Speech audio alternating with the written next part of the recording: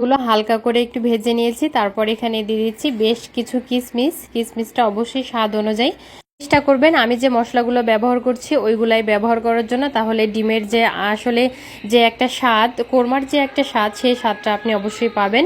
তো ভালো করে ভাজা হয়ে গেলে আমি এখানে কাজু বাদাম আগের থেকে পেস্ট করে রেখেছিলাম সেটা দিয়ে দিলাম। এখানে পেঁয়াজ রসুন বাটা দিয়েছি, আদা বাটা দিয়েছি, স্বাদ মতো লবণ দিয়েছি জিরা ধনিয়ার গুঁড়া, স্বাদ মতো মরিচের গুঁড়া।